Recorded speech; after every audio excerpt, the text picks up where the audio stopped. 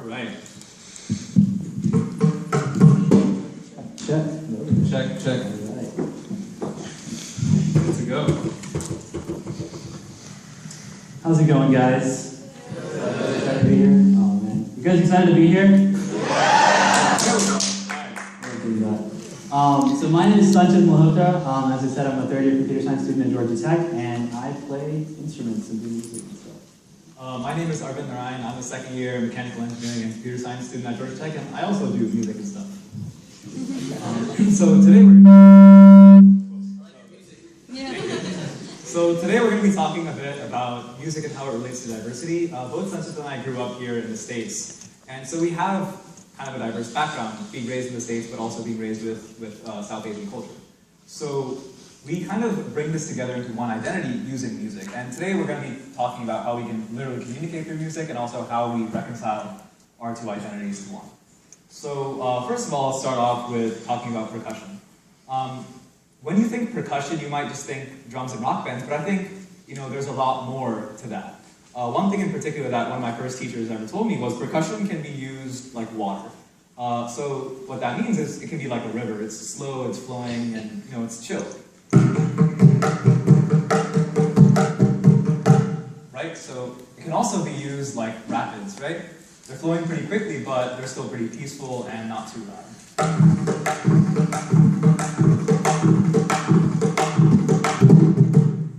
Same time, water can be really powerful, right? Think of the ocean, like crashing waves. Anyone who's played Assassin's Creed 4 knows what a rogue wave can do to you, so that's pretty bad.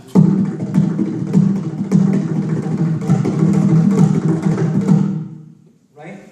And, not only nature, but you can also use percussion to describe everyday stuff that you do. So how many people here have done the mile run? You guys remember that? Middle school, maybe high school? Yeah, didn't that suck? Well, you can really express those kinds of feelings too with percussion. So I know that everyone, when they did the mile run, they started off running, right? You just broke into it. Some people, the smart people, tried to pace themselves, but mostly everyone just kind of sprinted at the beginning.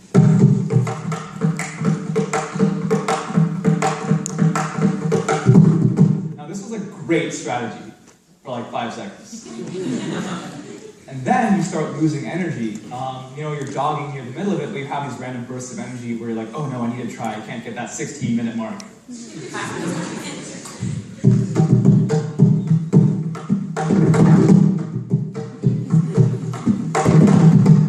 Right?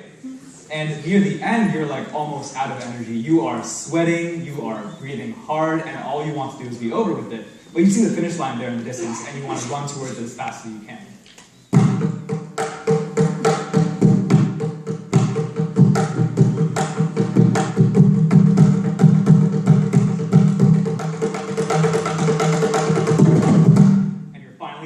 Congratulations, you run. And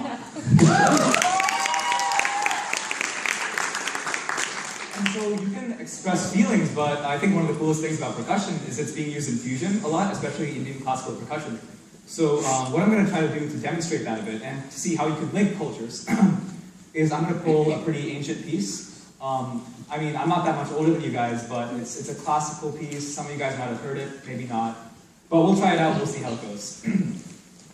I said a hip, hop, a hippie to the hip, hip, hop, you don't stop, a rocket to the bang, bang, boogie, sit up, jump the boogie, to the rhythm of the boogie, the beat.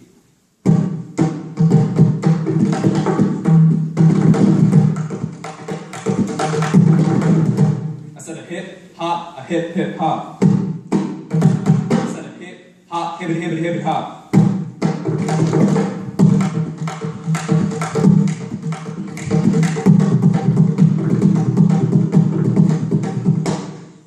So in this way, you can blend cultures, you can blend languages, and everything can finally come together. Awesome. Thank you so much, Arvind.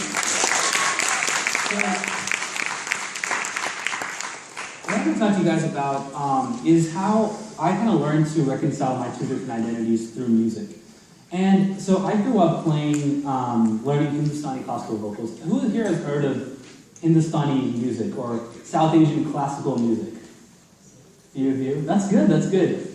Who here has actually listened to any of it? Oh, not bad. Oh, I'm so impressed. Awesome. So, I grew up doing that. I was taking lessons and I was doing that all the time, but I also grew up learning piano, violin, guitar, and all these Western classical instruments. I did music theory, I did all that kind of stuff. And when you learn these two things, they're not supposed to work together, right? They're two ancient styles that come from two different places in the world, and not supposed to work together. But for someone like me, someone like Arvind, and all of you who have grown up here with two different kind of identities and two different kind of cultures, it's really interesting to see what happens when we put them together. In theory, these two styles of music don't work together, right? Hindustani music is based on one melody line. When you have a singer who's singing Indian classical music, they're just singing over a drum, which is just a single pitch. There's no concept of, there's no piano in the background, there's no guitar, there's no drums. It's just a very simple arrangement. And there's no concept of harmony, right? In Western classical music, you have a lot of emphasis on harmony. And what harmony is, it's two or more notes being played together. So a chord is harmony. Is harmony, right? Right? This concept does not exist in Indian classical music. It's really cool to see what happens if you put these two together. This shouldn't work. So what I'm going to do for you is I'm going to sing you guys a classical Indian piece that I know. And then I'm going to play some chords that have nothing to do with anything. And then we'll see what happens. So, that's how the piece goes. Jare balma to se nahi bolo, jare balma to se nahi bolo, more man ki na jane, na jane balma to se nahi bolo. So that is a piece, an Indian classical piece, right? And now, what if you had some stuff that went like this? Totally Western sound stuff.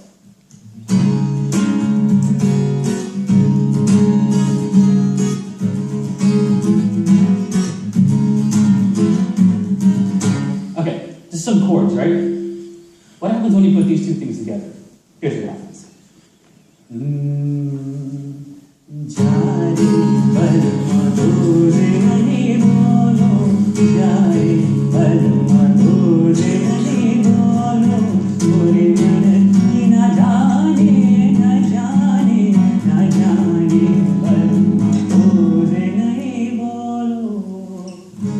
So that's what happens.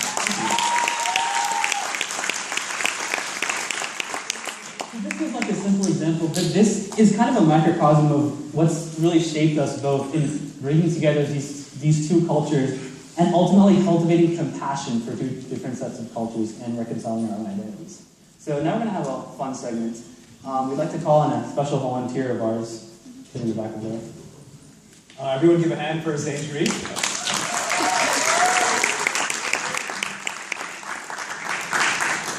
So Zane is going to act out a little skit for us, something that we've all experienced, studying for a test, and your entire experience with that. And just in case you don't understand English too well, it's all right. We're going to translate with music. All right. So today before a big exam in some class, let's say it's AP Human Geography, and you haven't studied, and you should have. But you've been sitting in the same spot for 45 minutes because mom made biryani. And you've been eating all day. In addition, there's no reason to get up and move because there's a Shah Rukh Khan marathon on D4U.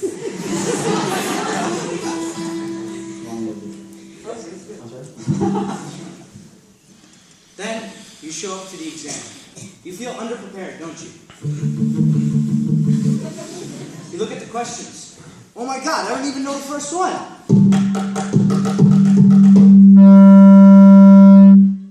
How am I going to get into Harvard like this? Mom and Dad are going to disown me. But then you keep working. And you work more. And more. And more. And slowly you're answering all of them. And you're at the end of the test. And there's 10 minutes left. And you snap up the paper. You walk all cool. Slam that down in front of the professor. Slam it down again. Pick it back up, slam it down. You walk out of the room like a boss.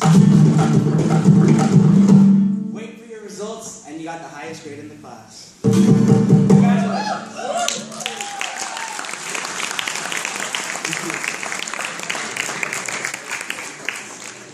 That was fun. That was fun. Thank you so much for singing, guys. I'm going to give you a hand. And then for those of you who don't understand English, I hope the music helped you understand what's going on. So, last thing we're going to do for you guys is a true kind of fusion of what we've been talking about. We're going to play a Bollywood song for you. This rendition of this song is going to combine things all the way from Bollywood to Indian classical to jazz. So, I hope you enjoy it. It's a fun little number. Hopefully, you recognize the song. Just sing along.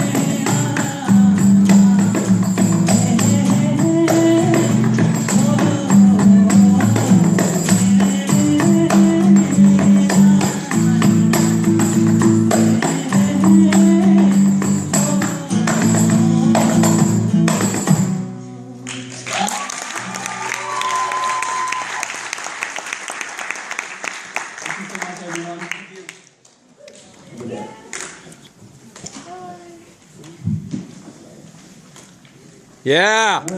Woo!